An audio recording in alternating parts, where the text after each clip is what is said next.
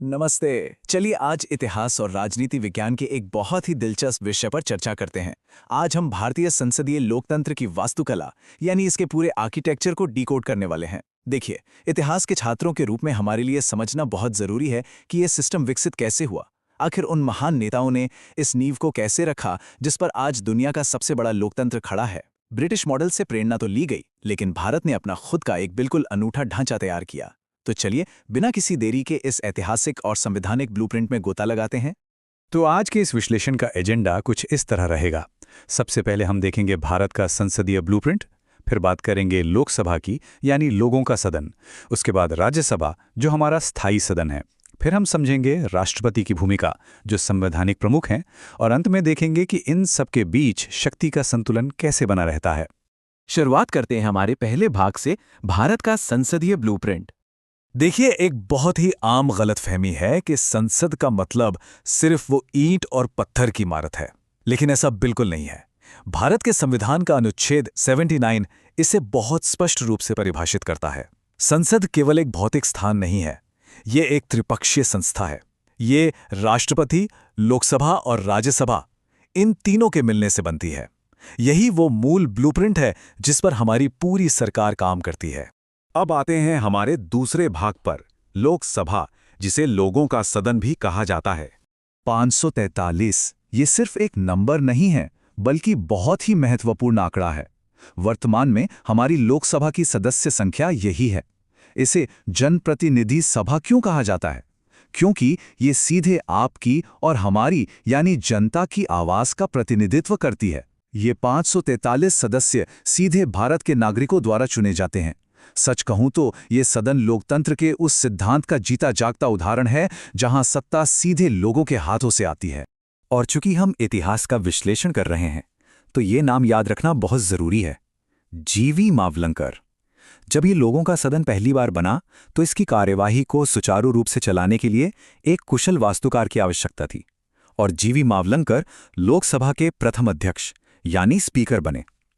उन्होंने शुरुआती वर्षों में ही इस सदन की उन परंपराओं और नियमों की नींव रख दी थी जो आज भी सदन का मार्गदर्शन करते हैं। चलिए, लोकसभा के कुछ खास नियमों और शक्तियों पर नजर डालते हैं।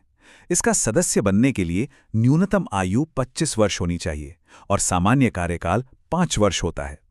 हालांकि यह कोई परमानेंट फिक्सचर नहीं है, राष्ट्रपति इसे समय से पहले भंग भी कर सकते हैं। लेकिन एक चीज जो इसे सच में सबसे शक्तिशाली बनाती है, वो है मनी बिल्स यानी धन विधेयकों पर इसका विशेष अधिकार।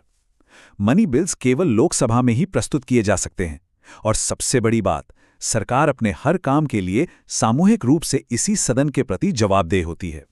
बढ़ते हैं हमारे तीसरे भाग की तरफ, राज्यसभा, जो कि हमारा स्थायी सदन है। जहां लोकसभा में 543 सदस्य होते हैं, वहीं राज्यसभा की मैक्सिमम कैपेसिटी 250 सदस्यों की है। इसे उच्च सदन कहा जाता है। अब जहां लोकसभा सीधे लोगों का प्रतिनिधित्व करती है, वहीं राज्यसभा भारत के राज्यों का प्रतिनिधित्व करती है।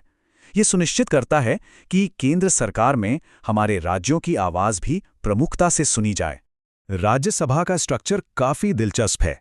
इसमें 12 सदस्य ऐसे होते हैं जिन्हें सीधे राष्ट्रपति द्वारा मनोनीत किया जाता है। ये कोई आम राजनेता नहीं होते, बल्कि साहित्य, कला, विज्ञान और समाज सेवा के क्षेत्र के दिग्गज होते हैं। इससे संसद में विशेषज्ञों की राय शामिल होती है, और इसे स्थायी सदन इसलिए कहते हैं क्योंकि ये कभी पूरी तरह से भंग नहीं होता। इसके 1/3 सदस्य हर 2 साल में रिटायर होते हैं, जिससे सदन में हमेशा एक निरंतरता बनी रहती है।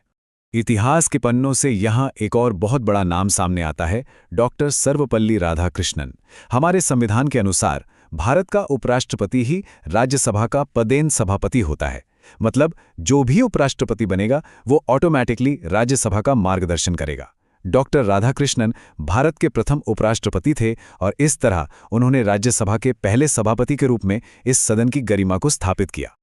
अगर हम दोनों सदनों को आमने सामने रखकर देखें, तो एक बहुत ही स्पष्ट वास्तुशिल्प कॉन्ट्रास्ट दिखता है। लोकसभा के लिए 25 वर्ष की आयु चाहिए, तो राज्यसभा के लिए 30 वर्ष, कार्यकाल 5 वर्ष बनाम 6 वर्ष है। और सबसे बड़ा अंतर तो उनकी स्थिति में ही है।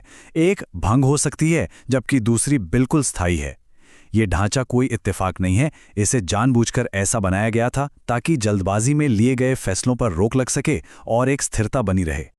अब बात करते हैं हमारे चौथे भाग की, राष्ट्रपति, जो हमारे संवैधानिक प्रमुख हैं। जैसा कि हमने शुरुआत में अनुच्छेद 79 के संदर्भ में देखा था कि राष्ट्रपति संसद का एक बहुत ही अभिन्न अंग है। अनुच्छेद 52 इस भूमिका को और भी स्पष्ट करता है। राष्ट्रपति भारत के संवैधानिक प्रमुख हैं और उन्हें प्रथम नागरिक का सर्वोच्च दर्जा प्राप्त है।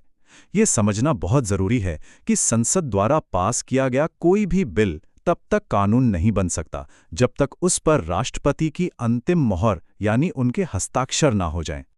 और इस सर्वोच्च संवैधानिक भूमिका को सबसे पहले जिस ऐतिहासिक व्यक्ति ने निभाया वे थे डॉक्टर राजेंद्र प्रसाद।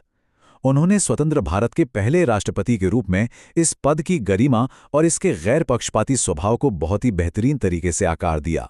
राष्ट्रपति पद तक पहुंचने के 3 विशिष्ट मानदंड हैं। पहला, उनका चुनाव हम और आप सीधे नहीं करते बल्कि एक निर्वाचक मंडल या इलेक्टोरल कॉलेज करता है। दूसरा, उनका कार्यकाल 5 साल का होता है।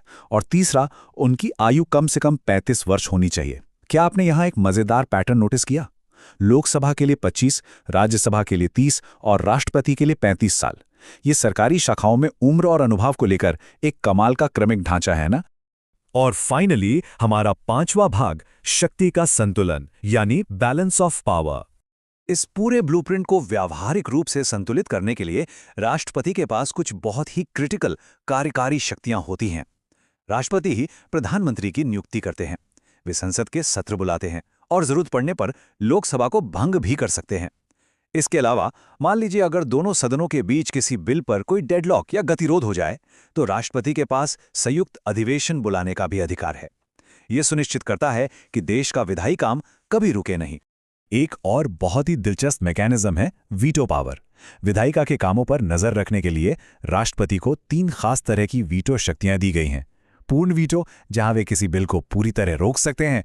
निलंबनकारी वीटो, जहां वे इसे पुनर्विचार के लिए वापस भेज सकते हैं।